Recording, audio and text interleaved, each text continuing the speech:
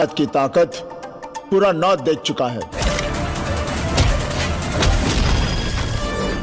अब साउथ देखेगा। በጣም የሚጠበቀው የሱፐርስታር ሰልማን ካን ሲከንደር የተሰኘ ፊልም አድቫንስ ቡኪንግ የተጀመረ ሲሆን አድቫንስ ቡኪንጉም በጣም በአስገራሚ ሁኔታ እየተቀጣጠለ እየሄደ እንዳለ እየተነገረ ነው ያለው። ከዛ ሌላም የቪኪ ኮሸል ቻቫ የተሰኘው ፊልም ዛሬ ላይ እንግዲህ 40ኛ ቀኑን ይዟል። ግን የገቢው ነገር በጣም በአስገራሚ ሁኔታ አስገራሚ ገንዘብ እየሰበሰበ ያለበት ሁኔታ ነው ያለው። በዛውም ሁለተኛ ሳምንቱን የያዘው የጆን አብርሃም ዘ ዲፕሎማት የተሰኘ ፊልም ምን ያህል ሰብስቧል የሚለው እናያለን። ዘ ኢምፑራን የተሰኘው ፊልም ደግሞ የሞላል አድቫንስ ቡኪንግ እሱም ምን ያህል ሰብስቧል የሚለውን አይተን እናልፋለን። ስለዚህ የቻቫንም አስገራሚ ገንዘብ ምን ያህል ደርሷል የሚለው እናያለን። የሲከንደርም አድቫንስ ቡኪንግን አንድ ላይ አይተን ምናልፈት ቪዲዮ ይዤ መጥቻለሁ። ከዛ ሌላ ደግሞ የሶኒ ዶል ጃት የተሰኘ ፊልምም ለእይታ ሊበቃ ነው። የአክሼ ኩማርም ኬስሪቱ የተሰኘ ፊልምም ለእይታ ሊበቃ ነው። የታላቫ ቲቪጄም ጀናይ ናይገን የተሰኘ ፊልምም ለእይታ እንደሚበቃ ይፋ ሆኗል። እንግዲህ እኔ የሰሩትን ገንዘብ ወይም ምን ያህል ገንዘብ እየሰበሰቡ እንዳሉ ጠቅላላ አድርጌ ቦክስ ኦፊስ ሪፖርት አቀርብላችኋለሁ። እናንተ ሙሉ ቪዲዮ ማየት እንዳትረሱ። ከነዚህ ፊልሞች መሃል ደግሞ በጣም የምትጠብቁት ማየት የምትፈልጉት ወይም ያያችሁት ካለ ደግሞ ያላችሁን ሐሳብ አስተያየት ኮሜንት ላይ ቁጭ ታደርጉልኛላችሁ። በመጀመሪያ ምን እንግዲህ ባለፈው ሳምንት ለእይታ የበቃው አክሽን ትሪለር ይዘት ያለው ጆን አብርሃም የሚሰራበት ዘ ዲፕሎማት የተሰኘ ፊልም 35 ከሮር በጀት ወጥቶበታል የተባለው ዘ ዲፕሎማት የተሰኘ ፊልም ጆን አብርሃም የሚተውንበት ሲሆን ሻኒያም አብራው ተሰራ ታይታለች። ፊልሙ ለእይታ ከበቃ አሁን ሁለተኛ ሳምንትን ይዛል። ግን ቦክስ ኦፊስ ላይ አቅሙን የጨረሰ ተመልካች ያጣ ይመስላል። ቢሆንም ግን መጥፎ ሰዓት ላይ ለእይታ ስለበቃ የቀረው እንግዲህ 5-6 ቀን ነው ማለት። በዛ ቀን ውስጥ የሚችለውን ያህል ይሰበስባል። ልክ የሰልማን ካን ሲከንደር ለእይታ በሚበቃ ሰዓት ላይ እርግጠኛ ነኝ ስክሪን ማግኘት ስለማይችል ሙሉ ለሙሉ ከሲኒማ መውረዱ። ግን እስካሁን ምን ያህል ሰርቷል ምን ያህል ሰብስቧል የሚለውን ቦክስ ኦፊስ ሪፖርት ደግሞ ስናይ ፊልሙ ለእይታ እንደበቃ ያለፉት 10 ቀናት ብቻ 25.98 ከሮር የሰበሰበ ሲሆን በትላንትናው ዕለትም 11ኛው ቀን ላይ 1.13 ከሮር መሰብሰብ ችሎ ነበር። የዛሬንም ደግሞ ስናይ ከትላንት አኳያ ሲታይ በጣም ቀንሶበታል። ስለዚህ 12ኛው ቀኑ ላይ ዘ ዲፕሎማት የተሰኘው ፊልም 1 ከሮር አካባቢ የሰበሰበ ነው ያለው። ስለዚህ ዘ ዲፕሎማት የተሰኘው ፊልም የመጀመሪያ 12 ቀናት ብቻ ኦል ኢንዲያ ኔት ኮሌክሽን የሰበሰበው 28.11 ከሮር ሲሆን ይሄው ገንዘብ ራሱ ደግሞ በግሮዝ ሲቀመጥ ኦል ኢንዲያ ግሮዝ ኮሌክሽን 33.45 ከሮር ደርሶለታል። ከዛ በተጨማሪ ደግሞ ከህንድ ውጭ ባሉት ሀገራት ኦቨርሲስ ላይ የሰራውን አንድ ላይ ከህንዱ ጋር ስንደምረው በዓለም አቀፍ ደረጃ 38.07 ከሮር መሰብሰብ ችሏል። 38 ከሮር መድረሱ አሪፍ ቢሆንም ግን የቀረው ቀን ጥቂት ነው። ሲከንደር እስከሚወጣ ድረስ ደግሞ ምን ያህል ይሰበስባል የሚለውን ደግሞ አብረን እናያለን። ከዛ በተጨማሪ ያው ስለ ታላቫ ቲቪጄ ያው በቀጣይ የሚወጣ የመጨረሻ ፊልሙ የተባለው ጀናይ ናይገን የተሰኘው ፊልም የሚወጣበትን ቀን ይፋ አድርገዋል። በፊልሙ ላይ ያው ታላቫ ቲቪጄ መሪ ተዋናይ ሲሆን ሴቷ ደግሞ ፑጃ ሄግዴ እንደምትሆን ተነግሯል። በእርግጥ ፊልሙ ይወጣል ከተባለ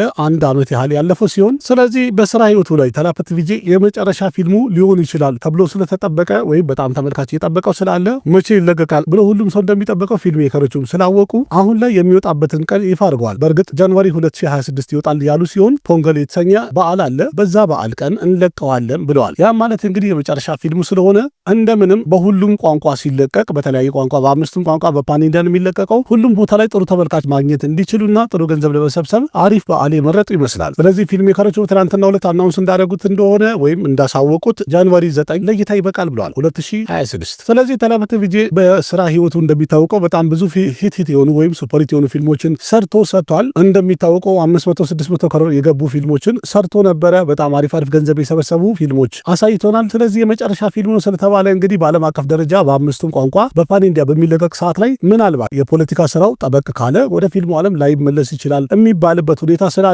ካልተመለሰ እንግዲህ በመጨረሻ ምናልባት 1000 ከሮር የሚገባ ፊልም ሊሰጠን ይሆን? እንዴት ይሆናል? እስቲ ግምታችሁን አስቀምጡ። አይገባም 1000 ግን በሂንዲ ማርኬት ላይ በደንብ ካላስተዋወቁት ዋጋ የለውም። ሂንዲ ማርኬት ላይ በደንብ ካስተዋወቁት ፊልሙ በጣም ትልቅ ገንዘብ ሊሰበስብ ይችላል የሚባል ፊልም ነው። ሌላኛው ደግሞ ያው ኪላሪ ኩማር አክሼ ኩማር በዚህ ዓመት እንግዲህ በድጋሚ እየለቀቀ ያለ ያው ቀደም ብሎ የለቀቀውን ስካይ ፎርስን አይተናል። ሂት ሆኖ ወይም ሱፐር ሂት ሆኖ አልፎለታል። ስለዚህ አሁን በድጋሚ ለእይታ የሚበቃው አንድ ኮድሩም ድራማ ፊልም ሲሆን ኬስሪ ቻፕተር 2 ብለውታል ርዕሱ። ስለዚህ ፊልም ሜከሮች እንደተናገሩት እንደሆነ እንግዲህ ወይም እንደገለጹት አፕሪል 18 ለእይታ ይበቃል ብለዋል በዚሁ ዓመት። በትላንትናው ዕለትም የፊልሙን ቲዘር አብረው ለቀው ቀኑን ያሳወቁ ሲሆን ቲዘሩ ላይ እንግዲህ እንደታየው ከሆነ ሸንከረ ናይር ስለተባለ በጣም ታዋቂ ጠበቃ የሚዘክር ፊልም ነው። በህንድ ውስጥ ወይም እንግሊዞች ህንድን በገዙበት ሰዓት ላይ አንድ በጣም በጭካኔ የተሞላ በጣም ብላክ ፍራይዴ እንደሚባለው ማለት ነው ጀሊያንዋላ ባግ የሚባል አንድ አመጽ ተነስቶ ነበር። በዛ ሰዓት ላይ በሚሊዮን የሚቆጠሩ ሰዎችን በአንድ ፕሮግራም ወይም በአንድ ዝግጅት ላይ ረፍርፈው ነበር ወይም ረሽኖ ነበር እንግሊዞቹና በዛ ጉዳይ ላይ የተከራከረ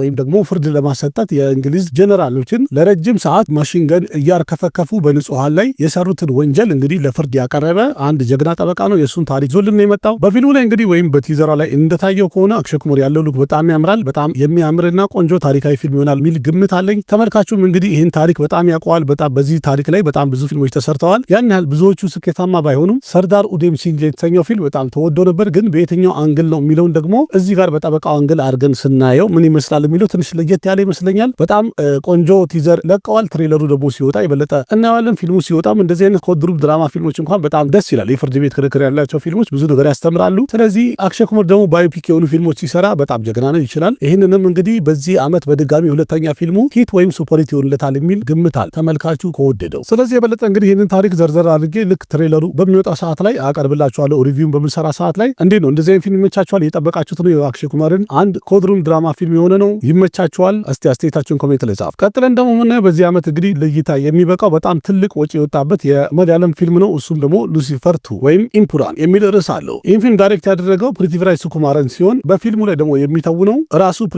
ራሱ ፕሪቲቪራይ ሱኩማረን በትወናም የተሳተፈ ሲሆን ከዛ በተጨማሪ ሞሆንላል ሰር መሪ ተዋናይ ነው። በተጨማሪ የመለያለም ኢንዱስትሪ እንግዲህ በጣም ብዙ ተዋናዮች እንዳሉበት ትሬለሩ ላይ አሳይተዋል። እጅግ በጣም አስገራሚ የሆነ ምርጥ ትሬለር ለእይታ አብቅተዋል። እንግዲህ ትንሽ ኮፒራይት ይዞኝ ነው ቲክቶክ ላይም ነገ ልጭንላችሁ ሞክራለሁ። እንደምንም ኮፒራይቷን አጥፍቼ የራሴን ባክግራውንድ ተጠቅሜ ነገ ጭንላቸዋል። ይህ ፊልም አሁን ለእይታ የሚበቃው ማርች 27 ማለት ነገ ማለት ነው፣ ቅዳሜ ነው። ሲከንደር ከመውጣቱ አንድ ቀን ቀደም ብሎ ለእይታ ይበቃል። ስለዚህ እናንተ ይህን ቪዲዮ በምታዩ ሰዓት ላይ ምናልባት ፊልሙ ለእይታ በቅተዋል ማለት ነው በነገው ዕለት ማለት። ግን እንደዛም ሆኖ ገና ካሁኑ ፊልሙ እጅግ በጣም እየተጠበቀ ነው ያለው። አቀባበሉ በጣም አሪፍ ይመስላል። ግን ገና ካሁኑ አድቫንስ ቡኪንግ ላይ እየሰበሰበ ያለው እጅግ በጣም የሚያስገርም ገንዘብ ነው። ይህ ኢምፑራን የተሰኘው ወይም ሉሲፈር 2 የተሰኘው ፊልም የተሰራው በመለያለም ቋንቋ ሲሆን ግን ፊልሙ ሲለቀቅ ከዛ በተጨማሪ በፓን ኢንዲያ እናውጣዋለን ብለዋል። ታሚል፣ ቴልጉ፣ መለያለም፣ ከናራና ሂንዲን ጨምሮ በ5 ቋንቋዎች በዓለም አቀፍ ደረጃ በእኩል ሰዓት በነገው ዕለት ቅዳሜ ለእይታ ይበቃል። አድቫንስ ቡኪንጉ ያው ትናንትና ማታ አካባቢ ወይም ቀደም ብሎ ተጀምሯል የተባለ ሲሆን ለመጀመሪያ ቀን እንግዲህ የተቆረጠው ኦል ኢንዲያ ቡኪንግ የተደረገው 21.37 ከሮር ሲሆን ለሁለተኛው ቀን ደግሞ የተቆረጠው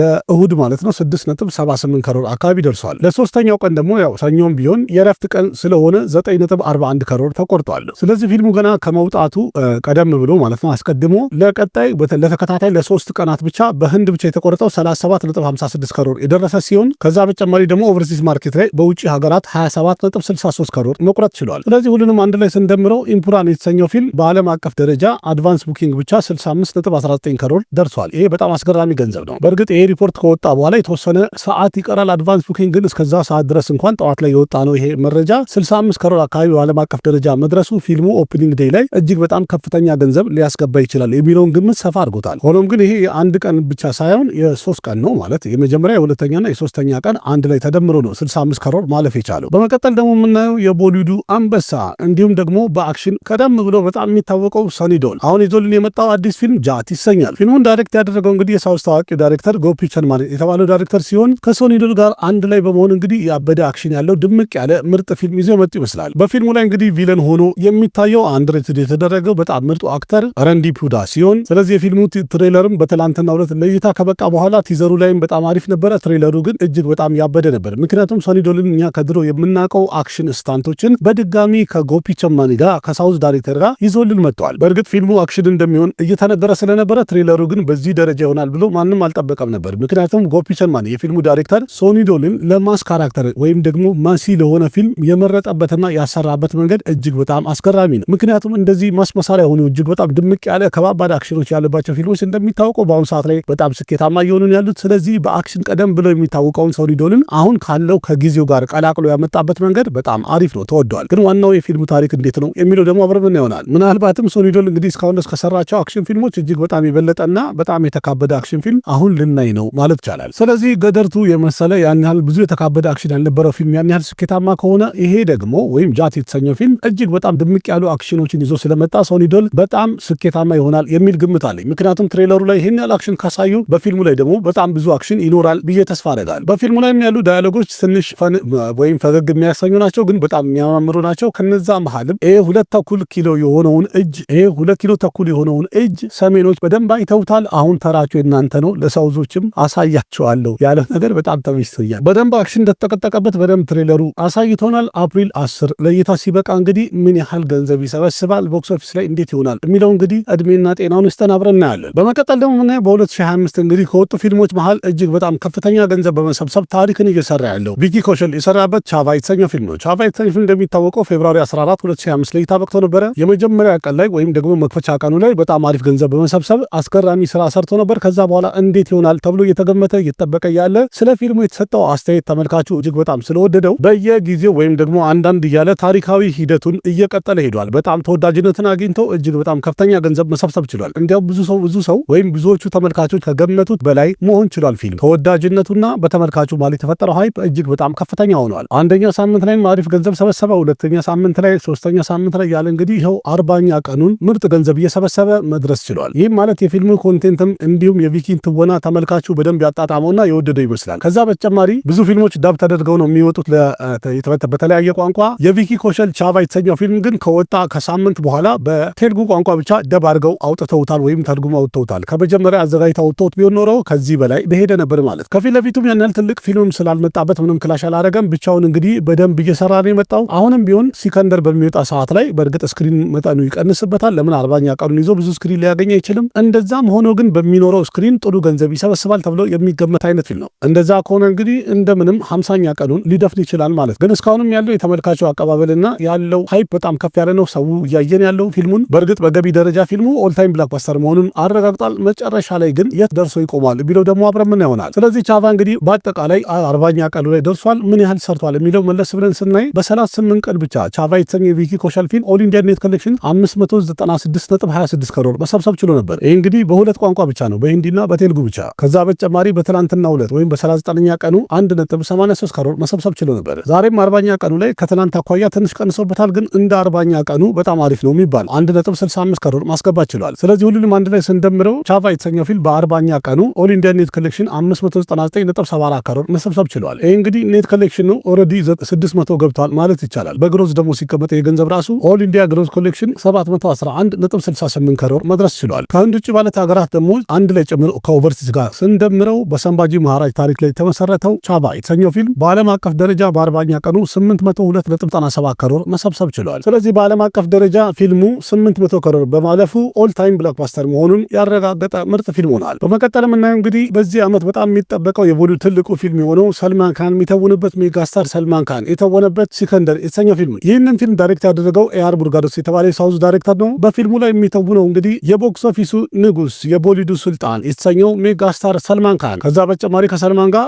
ረሽሚካ መንዳናና ሳቴራጅም አብረው ይተውኑበታል። ፊልሙ ላይ የሚበቃው ማርች 30 ነው። ስለዚህ የቀረው እንግዲህ 4 ቀን ብቻ ነው። ትሬለሩም እንግዲህ ልክ ሳምንት ሲቀረው ለእይታ ይበቃ ሲሆን ከተመልካቹ የተገኘው ሪስፖንስ ወይም ደግሞ ያገኘው ምላሽ እጅግ በጣም አስገራሚ ነው። በጣም ተወዶለታል። ጥሩ ምላሽ አግኝተዋል። ምክንያቱም ትሬለሩ ነው በ24 ሰዓት ብቻ 48 ሚሊዮን ቪው ያገኘ ሲሆን ከዛ ሌላ ደግሞ በቀሩት ሶሻል ሚዲያዎች የታየለትን አንድ ላይ ብንደምረው ወደ 91 ሚሊዮን ቪው በማግኘት በጣም ተወዳጅነት እንዳገኘና ፊልሙ ምን ያህል እየተጠበቀ እንዳለ በደንብ አረጋግጠዋል። ትሬለሩ መወደዱ አሪፍ ሲሆን ያው ሙቀቱ ሳይቀዘቅዝ ወዲያው በፍጥነት በትላንትናው ማታ አድቫንስ ቡኪንግ የተከፈተ ሲሆን መጀመሪያ የተወሰኑ ቲያትር ቤቶች የተከፈተ ሲሆን ወይም ቡክ ማድረግ ይቻላል የተከፈተ ሲሆን በጣም በአስገራሚ ሁኔታ ልክ እንደ እሳት እንግዲህ ቲኬቱ በጣም በኃይለኛው የተሸጠ ነው ሄደው። ስለዚህ ትንሽ ቆይተውም ሙሉ ለሙሉ ክፍት አድርገውታል። የተለያዩ ከተሞች ላይ በአጭር ሰዓት ውስጥ የተለያዩ ቲያትር ቤቶች ሃውስፉል እንደሆኑ የተረጋገጠበት ሁኔታ ነው ያለው ቡክ ማይ ሾው ላይ እንደሚያሳይ። እንደዛም ሆኖ የቲኬት ሽያጩ አሁንም በየሰዓቱ ከፍተኛ እድገት እያሳየ እንዳለ እየተነገረ ያለበት ሁኔታ ነው ያለው። ይህ መረጃ እንግዲህ ጠዋት ላይ የወጣ ነው። በትንሽ ሰዓት ውስጥ ብቻ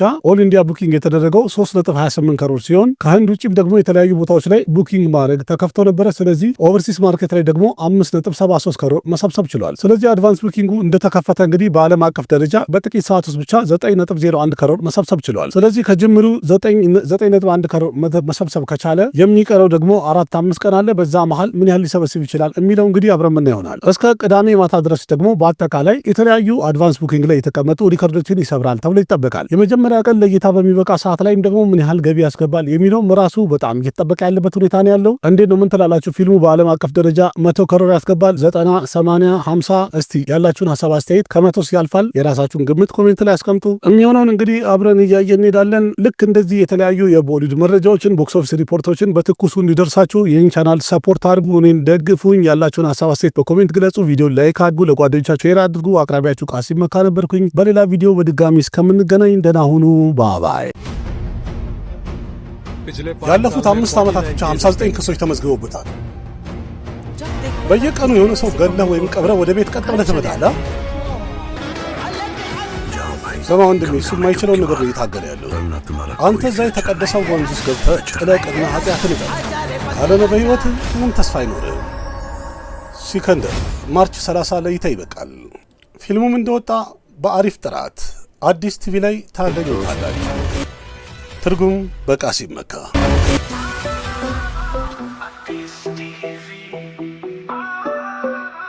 Addis TV.